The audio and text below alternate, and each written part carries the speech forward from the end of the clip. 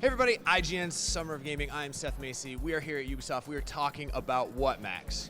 Star Wars Outlaws. They have more Star Wars, and you are very excited. I'm very excited about this. Yeah, I mean, I grew up in the sort of golden age of LucasArts Star Wars games, and I feel like maybe that's kind of returning. We just got Jedi Survivor, and Ubisoft showed off Star Wars Outlaws, and kind of plain and simple, it just looks like Star Wars Watch Dogs, which I'm pretty into. Yeah, so basically you play as Kay Vess, who is an outlaw, a scoundrel. Yes, she's a ne'er-do-well. A ragtag little no good Nick out Scrappy. there. But yeah, it takes place between Empire and Jedi.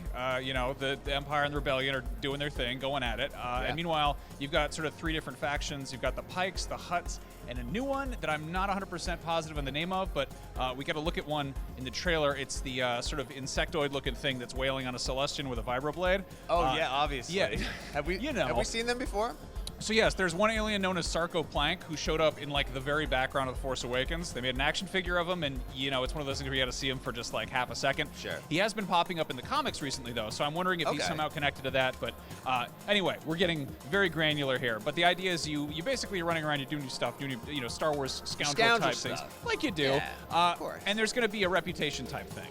So you're going to have it's sort of like a GTA Chinatown Wars situation where if you piss off the Pikes too much by messing with their spice business, they're going to be mad at you. Right. Meanwhile, if you piss off the Empire, you will get a full-on wanted level, and your face is going to show up in wanted posters around the galaxy, and a bunch of stormtroopers are going to come out of nowhere and chase you down. So yeah, I mean, I say Watch Dogs specifically. Obviously, it's got a lot of GTA to it, which is that's great. Yeah, what are the Watch Dogs sort of elements? You have this pet named Nyx, who I would liken very much to a little bit like BD-1 in Jedi Survivor. It's this weird kind of dreadlocked alien pet type thing.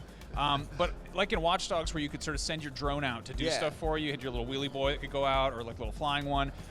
Very similar to that, this pet can go and push buttons for you, or it can do a diversion. It can. I think it can actually go out and just distract stormtroopers by being a cute animal, which is so pretty wonderful. funny. But yeah, we saw like a little bit of the gameplay where Kay is basically sneaking into this sort of Pike stronghold, steals some sort of valuable relic. Causes kind of a fuss in the process, hops on a swoop and just jets out of there. And then gives this. It looks like an oyster full of like bath beads or something. It's a Star Wars MacGuffin type thing. But yeah, basically gives it to this Mon Calamari crime lord type person who's hanging out in this kind of seedy cantina with. And that's Admiral Akbar as a Mon Calamari. Yes. Or Star Wars fact. What is it? Admiral Gracchus, I don't forget. That's right. Yeah, those guys. But yeah, basically, you have a sort of dialogue choice talking to this Imperial officer, who you have an option to bribe or not bribe. And if you choose not to bribe and you say, haha, I'll deal with my own problems, then she basically you get a wanted level. You piss off the wrong people, and they send stuff after you. What you're actually doing in the grander scheme of the fate of the galaxy is completely unclear at this point, which I'm completely fine with. We know what's going on in the fate of the galaxy between Empire and Jedi. That's a known quantity. They made a whole bunch of movies about it. They sure did. That's fine. I'm actually pretty stoked to be playing a game where you are, you're scum and villainy.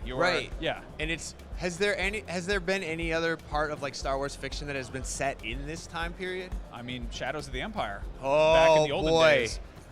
Nintendo 64, yeah. It's a time period that's currently being explored, I believe, in the comics. Okay. And they're kind of filling in the blanks, but a lot of other parts of Star Wars right now are kind of checking out almost like, greener pastures, the sort of new frontiers. We're checking out the High Republic. It's the dark times between Revenge of the Sith and A New Hope. This is sort of like an area that's been well trod by, old Legends expanded universe stuff, and also, they're doing in the comics now. But it's kind of cool to see what's going on then. I'm really hoping that this means we're going to get some returning characters from the original trilogy. Ooh. Not the big ones, but I don't know. Certain bounty hunters showing up might be kind of cool. What bounty hunter would make you lose your mind? I want to see Dengar. I gotta we get all want to see Dengar. Dengar is the one who I just keep waiting for him to show up. That's the guy who looks like a really crappy mummy. He's great. He's awesome. A spirit Halloween. He's a boy. really terrible looking character, and I have a soft spot for him. Boba Fett's been done to death. Yeah.